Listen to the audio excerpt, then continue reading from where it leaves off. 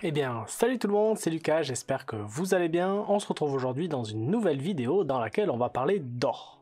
Dans cette vidéo, on va voir pourquoi il est hyper important pour toi de commencer à investir dès aujourd'hui dans l'or et les différentes stratégies que tu vas pouvoir commencer à mettre en place. On verra aussi les 3 différentes manières d'acheter de l'or. Et enfin, on finira cette vidéo en parlant de tout ce qui est taxes et sécurité. Et si tu restes jusqu'à la fin de la vidéo, je te montrerai à quoi ressemblent les lingotins et les pièces que j'ai actuellement.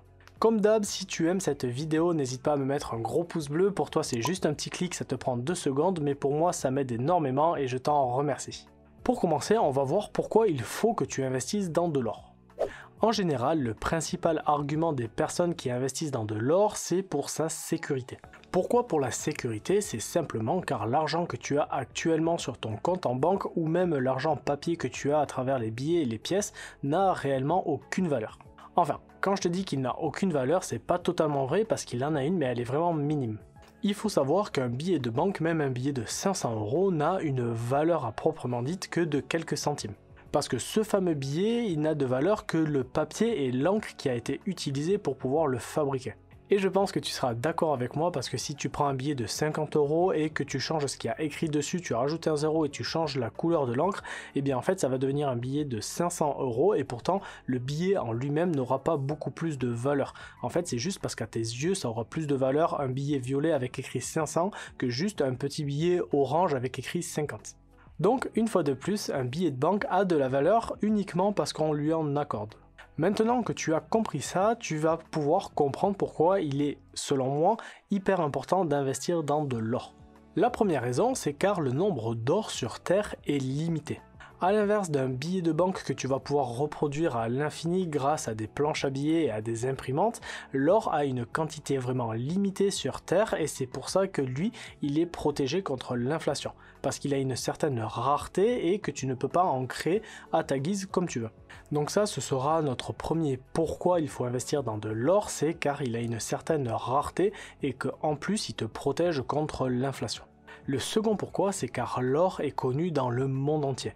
Si par exemple aujourd'hui tu es commerçant et que tu as une personne qui vient te payer avec des petites pièces qui viennent du Pérou, peut-être que ces pièces auront une très grosse fortune là-bas, mais toi à tes yeux, en France, elles ne vont rien valoir parce que tu n'y accordes aucune valeur. Une fois de plus, c'est ce que je te disais tout à l'heure, la monnaie n'a de valeur juste parce qu'on lui en accorde. Tu vois, là par exemple, le Péruvien qui est venu te faire son achat, pour lui, sa monnaie avait une réelle valeur, mais à tes yeux, à toi Français qui utilise l'euro, cette monnaie n'a aucune valeur parce que tu ne l'utilises pas et tu ne crois peut-être pas forcément en cette monnaie.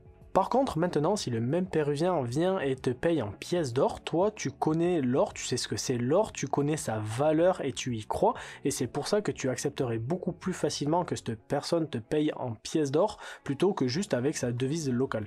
Donc pour moi, les principales raisons qui m'ont poussé à investir dans l'or, c'est parce que de une, ça te protège contre l'inflation, et de deux, c'est parce que c'est une monnaie qui est reconnue dans le monde entier et dont tout le monde connaît la valeur. Petite parenthèse maintenant, avant de parler de l'achat concret d'or, il faut que tu saches qu'en fonction de ta stratégie, tu pourras investir sur l'or sur du plus ou moins long terme. On le verra juste après, mais si toi ton but c'est d'acheter et d'investir dans de l'or physique, il faut que tu saches que ça c'est une stratégie qui est long terme, voire très long terme. Maintenant que l'on a vu pourquoi il fallait que tu investisses dans l'or, on va voir les différentes manières que tu auras de pouvoir investir. Personnellement, je connais et je ne vois que 3 grandes manières d'investir sur l'or. La première méthode que tu auras pour investir sur l'or, ce sera d'investir en bourse sur des sociétés minières aurifères. La seconde manière que tu auras d'investir, ce sera par ce que l'on appelle l'or papier à travers des ETF. Et la troisième et la plus connue des méthodes, ce sera tout simplement d'acheter de l'or physique. La première manière que tu auras de pouvoir investir sur l'or de façon indirecte, ce sera en investissant sur des sociétés minières aurifères. Alors, je vais pas t'en parler de 2 heures parce que personnellement, c'est pas une stratégie que j'utilise, mais sache que tu auras la possibilité d'investir en bourse sur des sociétés tout simplement qui vont miner de l'or. Si tu veux des noms de sociétés, ce n'est pas un conseil en investissement, mais tu pourras regarder les sociétés Barrick Gold et Equinox Gold Group, qui sont 2 sociétés canadiennes qui minent de l'or et plusieurs matériaux précieux. La seconde manière d'investir, ce sera sur ce que l'on appelle l'or papier. L'or papier, en fait, c'est simplement le fait d'investir en bourse sur le cours de l'or via un ETF. Donc là, en gros, en faisant ça, tu vas pouvoir faire du trading sur le cours de l'or en fonction de sa volatilité. Tu vas pouvoir prendre des positions à l'achat ou à la vente, mais le but, ce n'est pas d'avoir une réserve de valeur, mais c'est tout simplement de faire du trading sur un actif particulier qui est l'or. Si tu as bien suivi depuis le tout début de la vidéo, tu auras compris que personnellement, ma stratégie d'investissement dans l'or, c'est via l'or physique.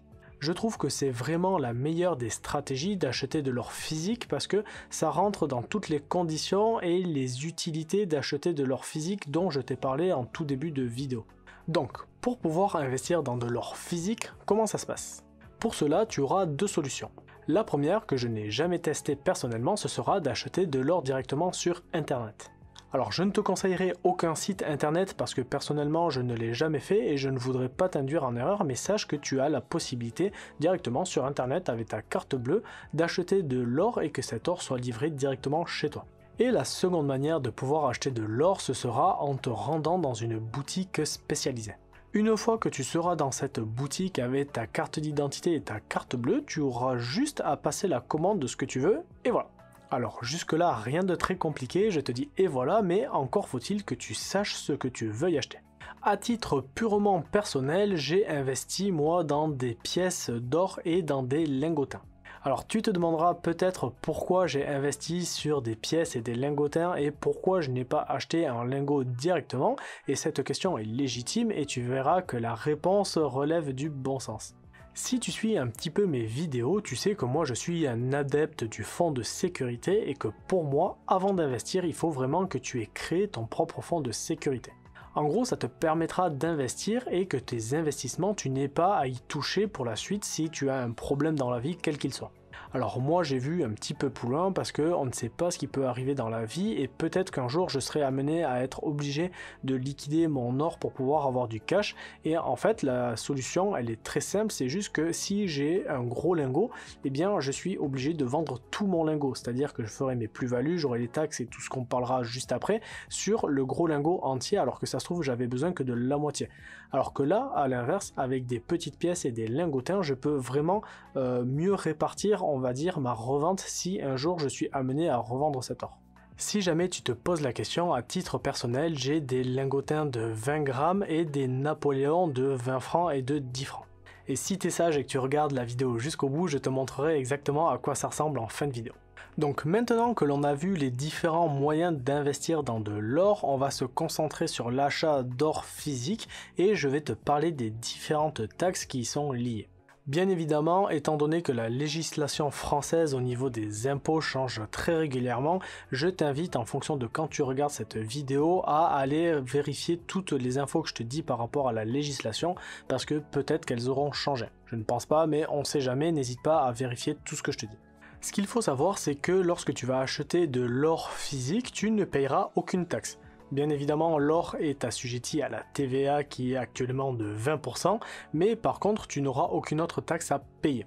Par contre, la taxe que tu vas payer sera une taxe lors de la revente. Lors de la revente, pour être taxé, tu auras deux solutions. La première, c'est une taxe forfaitaire unique qui est d'environ 11% et qui est calculée sur le montant total de la revente. Là, tu te tracasses pas la tête, si en gros tu vends pour 1000 € d'or, tu vas devoir payer 110 € d'impôt. Et ça, quelle que soit la plus-value ou non que tu aies faite. La deuxième option que tu vas pouvoir avoir, ce sera de payer des taxes uniquement sur les plus-values. Ces taxes, elles s'élèvent à une hauteur de 36,2%.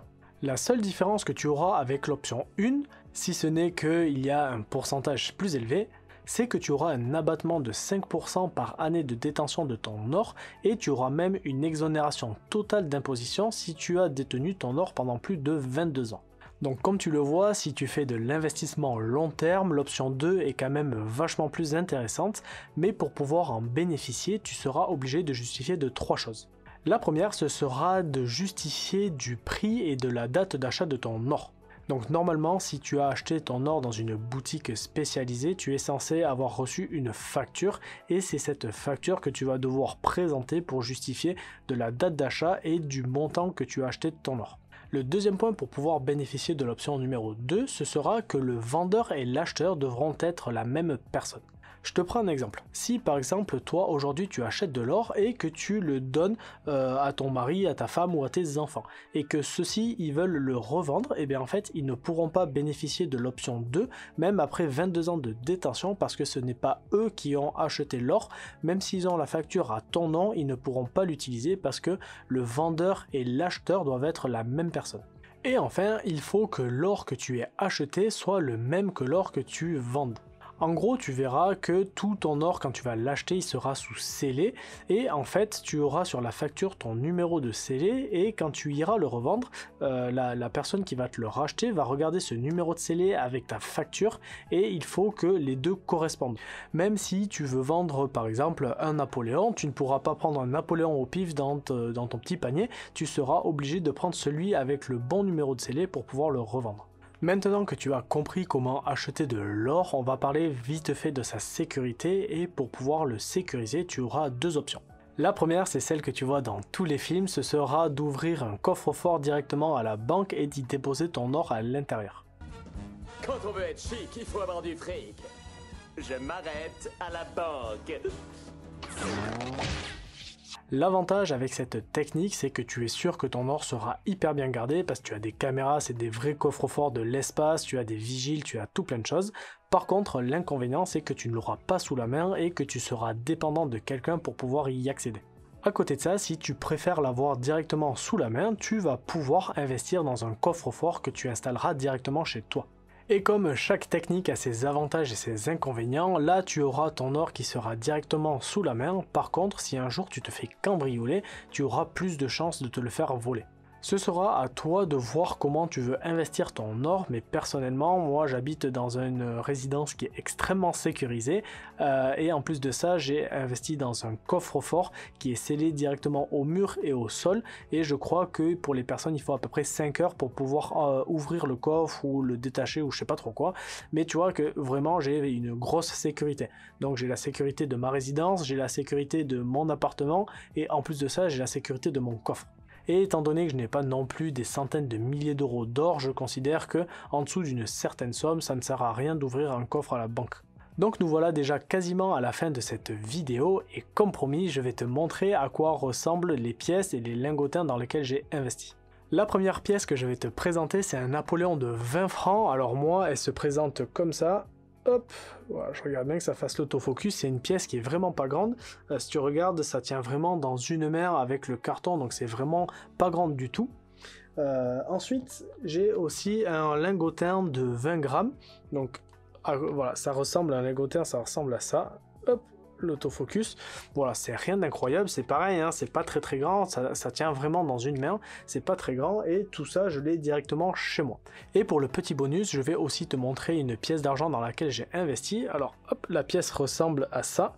Voilà, c'est une pièce canadienne, c'est le Maple Leaf. Donc tu vois, c'est quand même vachement plus gros qu'une pièce en or et ça pèse quand même vachement plus.